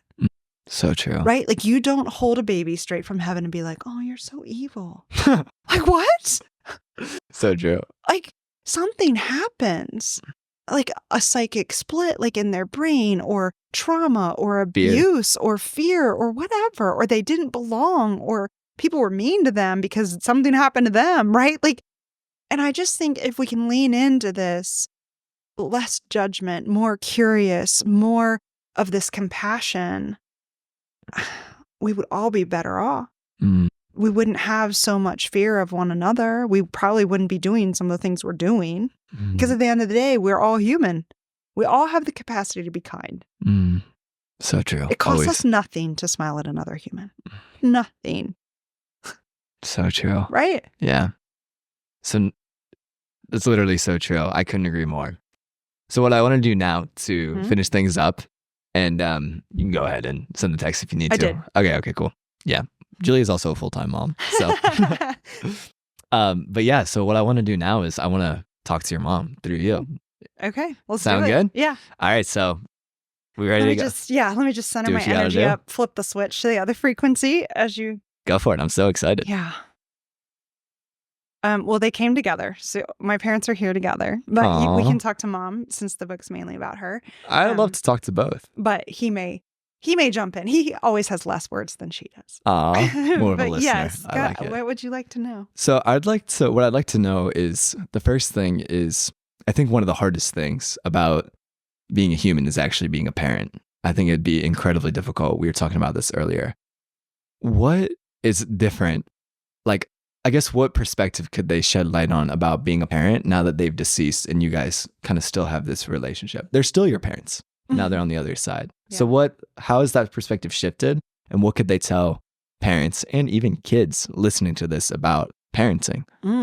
That's a great question. Let me ask. Let's just see what she has to say. She says, if we can remember that there are no absolutes in parenting, what works for one will not work for others because everyone is here to have a different experience. So if you have multiple children, they're here for a different experience than the opposite. And so when we try to hold fast to some rigid rule book like she did and treat everybody the same, she says we often run into problems because they're not going to respond the same because they're here to create something different. And if parents can remember that their child is not them, that their child is here as an individual human, and our job as the parent is to help them be the best version of them, of not an extension of the parent, then children will grow up feeling seen and honored for their gifts, for their own journey, that it is unique to them. And as they feel this deeper sense of support, they then can offer that to the world because it is how they have been conditioned, that they're not here to please a parent, but parents oftentimes want their children to please them, not embarrass them. And so parents act out of fear that their child isn't living up to this expectation that they have of themselves.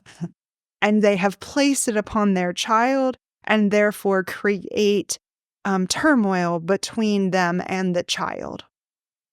So separating that out, that the expectation is to raise the child to find their way, trust their intuition, trust that inner guidance for their journey, for their own joy, rather than correcting their path to mirror what the parents was, then it will go easier. It will be easier. Wow. I love that so much. Yeah, I might have to listen to that. 'Cause, I don't really remember, like when I channel, it's hard for me to like process. Does that make sense? Which is why I usually type really fast while she talks. So yeah. That's amazing. Thank you so much. Absolutely. Okay, the next question that I have, and this is so fun, is I feel as a very empathic person that, and you don't even have to be an empathic person to see this, but I feel like right now, ever since COVID, we've been playing life on, it's been so fast paced. There's been so much change. It feels like there's been so much unrest. I feel like there are so many places that you turn that just seems like, you look at the education system, it's not working for kids anymore. You look at the medical system, it's not healing people in the way that it's supposed to. You look at media, it's like, wow, they're just really instilling fear. It can seem that there are just so many systems that we have in place right now that are designed to keep us healthy and to keep us educated and informed, and as a result, free. I think that we're really feeling a lot of anxiety with all these systems all at once, with the truth that, oh my God, I don't know if these are working for us. Is there any perspective that your parents on the other side could shed some light on just to ease our minds a little bit? Mm-hmm. Yeah, let me ask.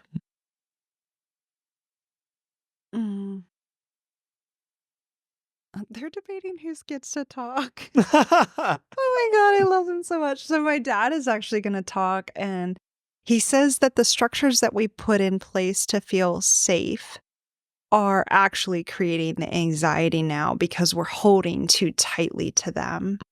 And he says that if we can go with the fact that we can honor what we've built, but also start to jumpstart our own creativity of what might work better and take smaller steps. It doesn't have to be like a tear it down, throw it away approach. It could be this thought of, like maybe kids aren't meant to sit still all day, right? Like that's his like approach. He's like, maybe they're meant to like learn a little, play a lot, right? Like we're going to learn for 30 minutes and then we're going to play for 45 and then we're going to learn something for a little bit. Like it doesn't have to be torn down as a structure. It could just be modified with some new experimentation. But he said, humans get really rigid in right and wrong. And so we've labeled things as this is the way, the right way. And then it's like the ego doesn't want to let that be wrong. He's like, it's not wrong. It's just evolving that we know more as a human on human level than we used to. And so with that expansion comes the need to make changes. But he says it's like, don't throw the baby out with the bathwater. Like, I love that. Add some bubble bath to it. Right? It's like how can we soften it? How could we try something, new? It doesn't have to be a full-blown revolution. It could just be this gradual, oh, this is working. Oh, this works for me. You want to try that? Oh, it doesn't work for you. What do you think would work for you? It needs to be more open, is what he says. So the more open people are, he's like, people hate change. And I'm like, oh, they do hate change, Dad. He's like, the more comfortable people can get with, this is just change. So it's like, we think that we're anxious, so we need to hold on to these systems, but it's actually that idea that we can't change that's making us more anxious. That's right. Okay, that's like a huge exhale. That makes me feel so much better. Yeah. He's like, you're just limiting yourself based on the past. And so you keep creating what you've always created, even though it doesn't work. Oh, that's amazing. Does your mom want to say something too? She says, no, I want a new question. Okay, let's do it. She's funny. So I have a question. I'm sure, as we talked about, it's a different perspective up there. So I would like a specific just message for the listeners. Anything that's on their mind and whatever, just a message for the listeners. Okay. She says, your thoughts are your most powerful possession, and you should use them wisely, creatively, and in a constructive way. She says that as we evolve, more and more people are becoming conscious that thoughts do become things. And so thoughts are your power. And the more comfortable you get with that you can change your thought, the more powerful you will become as a human. And you're not your thought, which is why you can control the thought. Wow. That's so cool. You know what it made me think of while she was talking is if we look around, anyone, wherever you're sitting, the majority of things that we have in human society started as an idea. All of them. This chair, Yeah, this microphone, all of them. this laptop. That's right. So if we have any doubt about how thoughts can create our reality, we're living in people's minds right now. That's right. Which is crazy. It is crazy. That's so trippy. Yeah. Wow, that's like, I'm getting like, whoa, like that's trippy. That's pretty cool. So yeah, the power of thoughts. I love that so much. It's Yeah. a good message. Yeah. Okay. I'll do 2 more questions is what I'm Okay. feeling right now. The question that I have right now, and this is kind of a selfish one. Ask. How's my Uncle Greg doing? Oh. Have they met him? Have they seen him? Is he around? I was just asking. They said he's having the time of his life. He's good. Like he's fun driven. That's so him. That's I what know they're that they saying. know They're him. like, he's fun driven, and that did not change here. He is, I think in human form, he was the life of the party and a big man. Like, I feel like I see him at this point. He's big, broad shouldered, and tall, That's him. and a little bit thicker through the chest. Yeah. That's him. Um, 100%. And he has like a really good laugh. Oh my God. This is It's like totally. a distinguishing feature, he says about himself. And it's like from the belly out, and it's loud. Oh my God. And once he starts, he's not going to cut it off. And he's like unashamed of his laugh. Like he's like not afraid to like let it out. I feel like he says, I'm not upset about dying. Like I'm kind of okay with it. I think I got what I needed out of the life that I lived. I learned a lot the hard way. He did not take the easy path, he says. So I've switched from my parents. Just I'm pretty sure I'm blended with your Uncle Greg. Just to I'm be so clear. here for it. Yeah. And I what I sense from him is that he felt a little bit outside in the family unit. Would you understand that? Absolutely. He was single. Yeah. He didn't have any kids. Yeah. And I think that for him, when all of us came together as an extended family, Yeah. that was his family. Yeah. But for us, it was the extended family.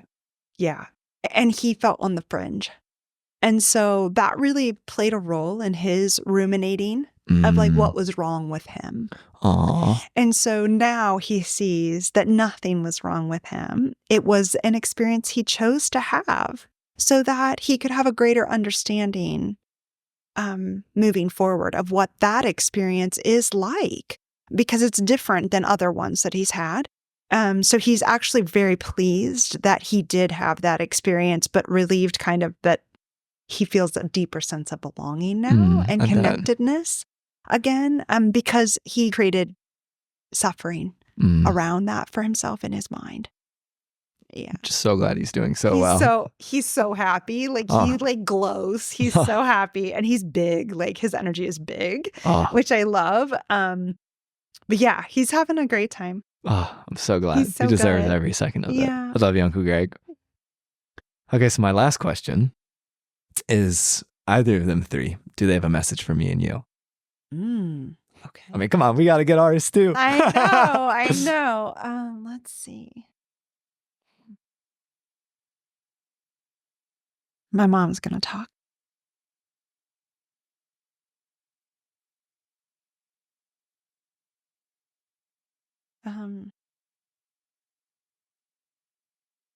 She says that this lifetime there is synergy between the two of us, that we are designed to lean into And she says that it is an interesting dynamic because at times one will be the mentor and one will be the mentee, and it will flip-flop throughout the rest of our lives. And we should enjoy that gift because it is a gift. Yeah, it's lovely. She's like, it's, you have a lot to learn from one another, and you'll stimulate deep growth and satisfaction is the word she uses. Deep growth and satisfaction in your human experience together. You'll be more powerful. Wow. Yeah. My phone's going off. Hang on, let me hang up on it. Yeah.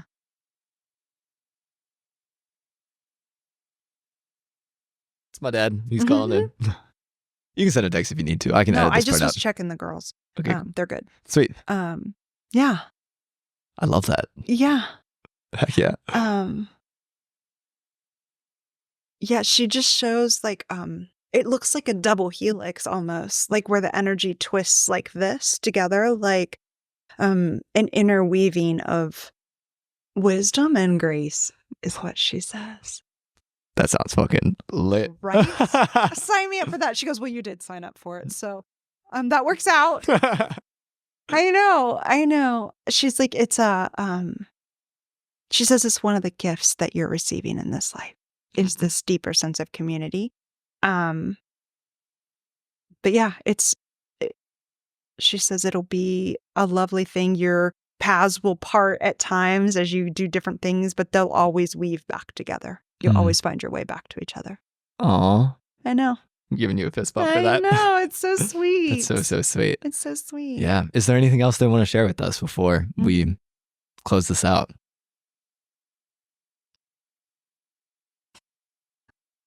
Oh, I love my dad so much. Okay, so my dad was very food motivated. He loved food. And he said, I'm just being honest, okay? You can always edit it out. He goes, can you please. This drink is what I a live root for. beer float for me? Oh, yes. Absolutely, I will. So it sounds like we're having root beer floats later together. That's so good. Literally, he was like, hey, could you drink a root beer float for me? Yeah, that's pretty much sums up my childhood in one beverage / dessert. It was sweet and delicious. I'm so happy. Everyone listening, I can't tell you the amount of just joy and bliss I feel just being with you right now. It's such a gift to be in your presence. Oh, thank It you. really is. It's such a freaking gift. Thank you. The root beer float for me, it's like, I feel ecstatic right now because it's like, oh my God, like all the heaven that we see around us all the time that like, why do we prevent ourselves from experiencing it? I don't know. Like, yeah, like life sucks, but we can also lean into all the miracles that are in front of us. Like a freaking root beer float. Root beer float. I love that so much.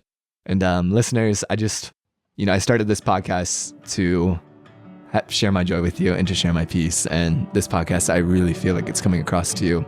I want to say you're so loved, you're so seen, and it is such a privilege and an honor to be here with you. Thank you, Joe. Yeah. All right. Bye, everyone. Love you.